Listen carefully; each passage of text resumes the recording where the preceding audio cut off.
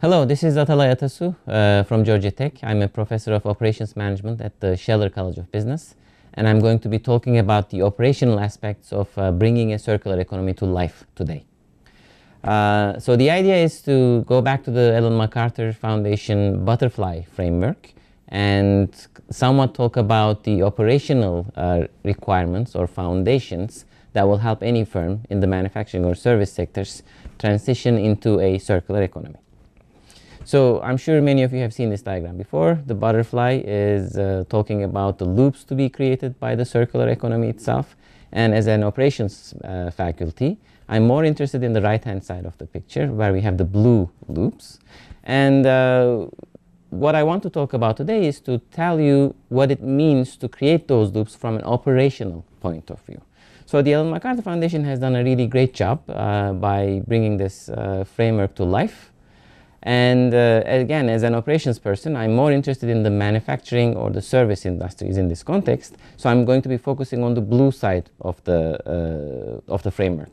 So what does this framework say? It says that there's a lot of economic value to be generated by creating these circular systems, which involve sharing resources, improving the useful life of products or resources by maintenance or finding other means to prolong their useful lives. If an individual or a company or a customer or an end user is not able to or interested in using a product, then finding other means for those products to be reused by other individuals or firms. If that doesn't work, changing the product characteristics or improving the product characteristics by refurbishing or remanufacturing them and putting them into other markets, selling them to other individuals who would be interested in that kind of a technology or a product, or in the worst case, going into recycling. So the foundation, along with some consulting reports, suggests that there is a big economic opportunity beyond the environmental benefits that can go up to trillions of dollars. Only in the US, only in the European manufacturing industry, the estimated benefits from creating these circular loops is about 630 billion euros. So in a global scale, this amounts to, the projection would amount to multiple trillions of dollars according to those consulting reports. Of course, the question is, whether or not these loops are easy to operationalize. So from that point of view, as an academic and as an operations person, I'm more interested in identifying the constraints that will enable or that will limit the capability of those loops. So what it means is, we need to start thinking about where the loops start, right? So if you go lower in that butterfly diagram, the right wing of the butterfly, everything starts with the end user. Everything starts at the point of collection. So the first question we need to ask ourselves is whether or not it's feasible to access those used products, right? So the first thing is making sure that we can collect those used products or those functional resources from the end users. Is it easy to do so? What can we do about that? Now imagine that you found a way to access those used products or resources to create this sharing, maintenance, reuse, remanufacturing, or recycling system. The next thing you need to consider is whether or not you will be able to take those products, the used products, the collected or accessed used products, back into the circular system. That will require enabling it with some kind of a technological infrastructure in place. If you don't have the technological infrastructure, which could be about having recycling facilities, refurbishing facilities, or a sharing network, or the product designs enabling such circularity, if you don't have those, it's going to be very difficult for you to create the circular system, right?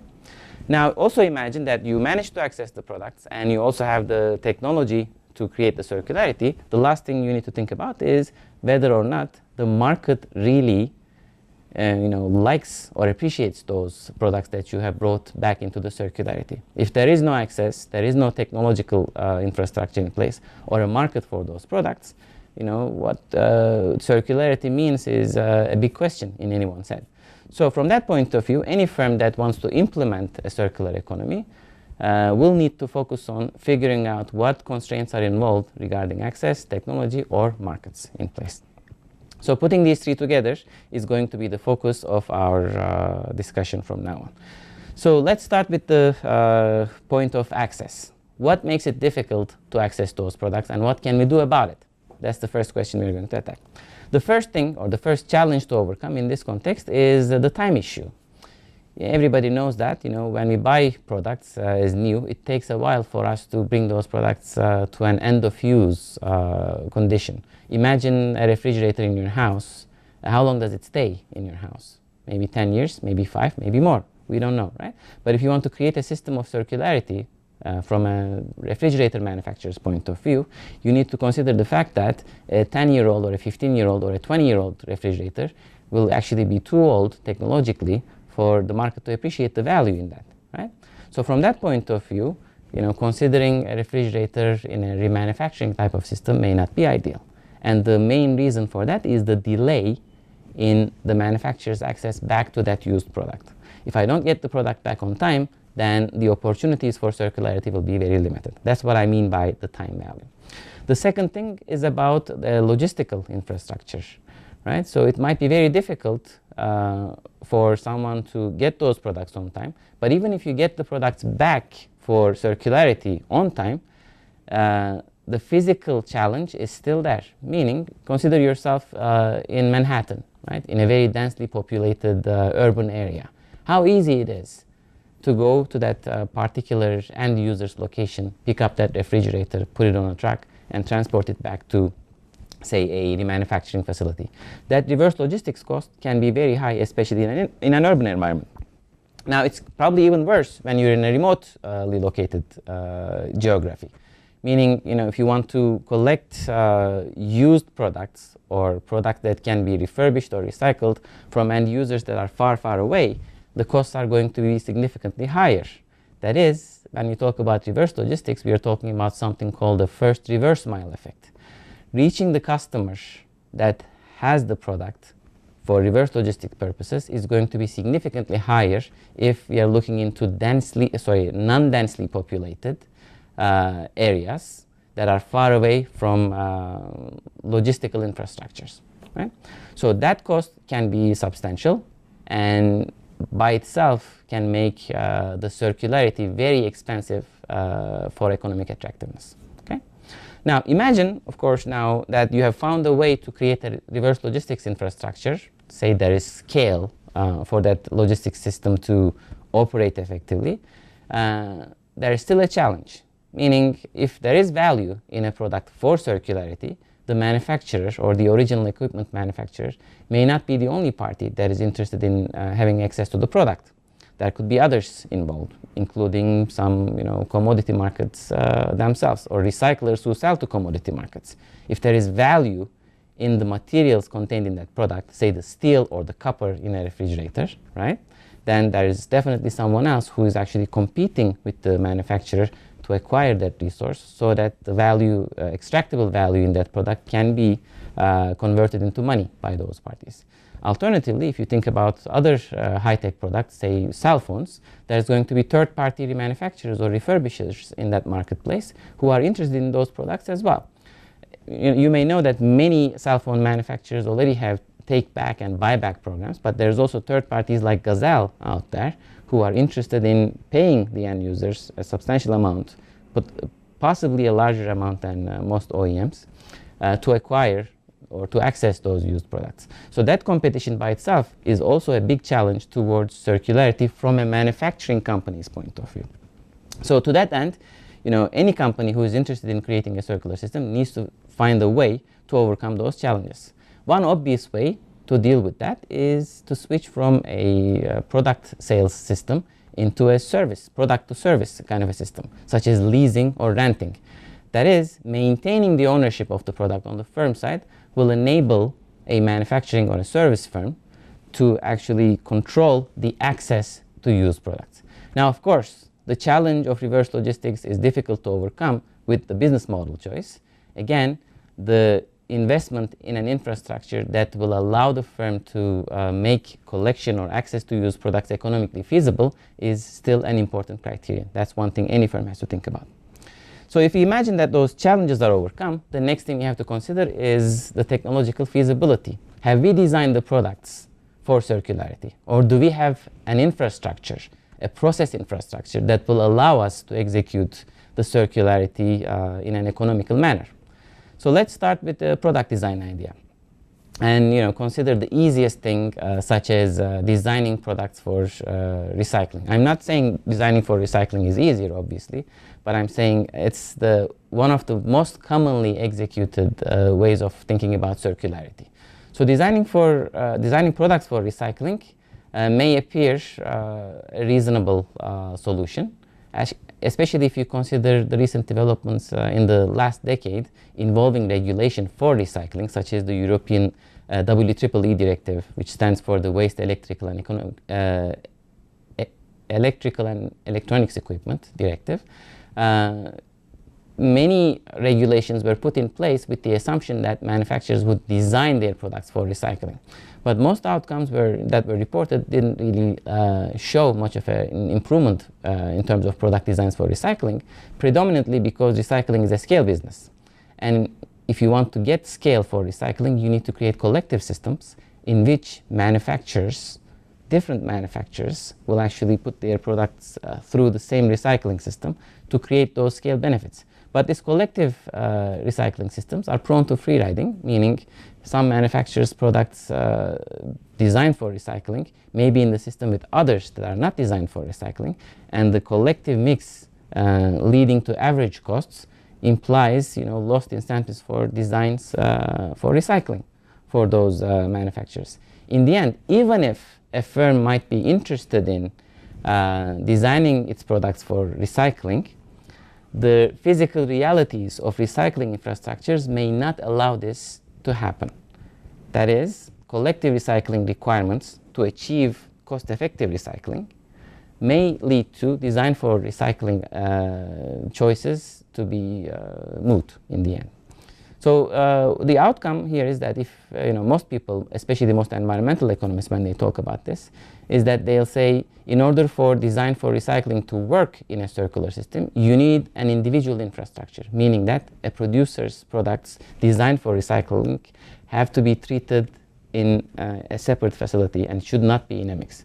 So that means if you don't have the technological infrastructure, meaning product design complemented with a processing facility, it might be very difficult to get the economic value from recycling. It's not just about recycling either in the end. There are many other design options, including design for durability, remanufacturing, and modularity, and so on. Let's talk about the design for remanufacturing, for instance. Is it economical, or does it make sense to design products for remanufacturing? That's the first question we need to ask ourselves. Well, again, the answer is it depends on whether or not you have an existing infrastructure that will enable you to profitably execute the designs for remanufacturing. If you don't have the capability to remanufacture in-house, outsourcing remanufacturing is going to be the only option. Whether or not the firm that you're outsourcing remanufacturing to is going to be, be able to confirm with your standards of manufacturing, or whether it's going to be economical for you to do so is a question. Most importantly, designing for remanufacturing will require designing modular products as well. And we know that designing for modularity is not necessarily, even though it appears to be an environmentally or economically preferable option, in execution we don't see many firms designing their products for modularity today. Why do firms not design for modularity? To start with, markets may not really appreciate modular products, even though from an environmental point of view it seems to be an ideal solution. Why is that? Well, think about your cell phone, for instance. Most cell phones in the marketplace today have the integral structures, right? It's one unit that doesn't have many modules that is visible to you, right? Why is that? Because the markets demand sleek designs, and if you think about it, designing a modular product will most likely imply designing a thicker product. You need a base to be able to place the modules together, right? To be able to put them together. So that thicker product is not necessarily going to be the best design for many customers out there. From that point of view, and for many other reasons, designing modular products, again, leading to remanufacturability, might be a challenge for many firms. Cases in the point are companies such as Google, where they have recently ended their ARA project. The Google ARA project was about a modular cell phone design. Okay? So what's the solution to the technological feasibility challenges? Number one, that you need to have an infrastructure out there that you can leverage to economically benefit from product designs for remanufacturing, recycling, or modularity, and so on. Number two, that there is a market out there that is interested in buying those products that you have designed for circularity, which brings me to my next point. So, do markets value remanufactured products or modular products, or products that are designed for reuse? Well, the answer is it depends. There are some people out there, obviously, who are environmentally minded and who prefer buying more environmentally benign designs. But there are also other people out there that care more about the functionality or the physical appearance of a product more than its remanufacturability or reusability. I have recently written a paper which looked at the implications of selling remanufactured products from an original equipment manufacturer's point of view. And we have found that even though there are customers out there who actually like the idea of buying a remanufactured product for its functionality in particular, there are many out there that actually don't like the idea of buying a remanufactured product, or even they dislike the idea of associating a brand with a remanufactured alternative version of a product in the marketplace. To some extent, an original equipment manufacturer offering a refurbished version or a remanufactured version of their products can lead to a 7 to 8% reduction in people's perception or perceived value of new products out there. So that could be an issue. Let's say you have found a market that now values remanufactured or refurbished products. The next thing we need to consider is this access issue. If you remember, originally one way to resolve the access problem was to change into a product to service model, right? You may want to use leasing or renting type of business models, which will maintain the ownership of the product by the firm and enable access. So now imagine you have changed from a selling model into a leasing or a renting model. Do customers like or prefer leasing over selling? What is the cost of ownership under a leasing type of business model? Do you know how to price for leasing? Do you know how to price for renting? What are the ideal pricing parameters? Without knowing exactly how the market responds to such business model changes, extracting the profit out of circularity is going to be very difficult. From that point of view, any firm who is interested in transitioning into a circular economy model needs to invest in identifying what customers think of circular product designs and what they think of circular business models. Without putting these three together, it's going to be very difficult for any firm to exercise the circular economy in a profitable manner.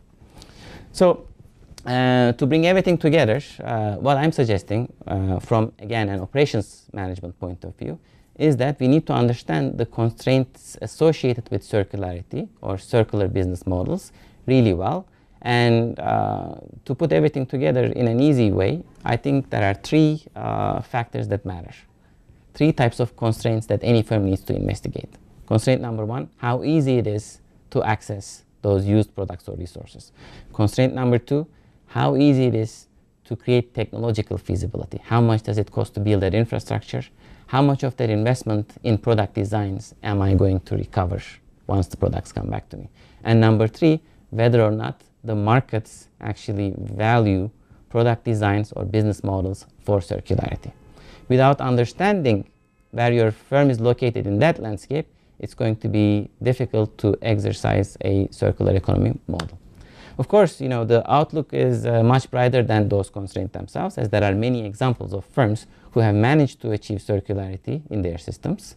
One example is Patagonia, who seems to have overcome the market reaction to used products or circularly designed or longer duration, more durable product designs.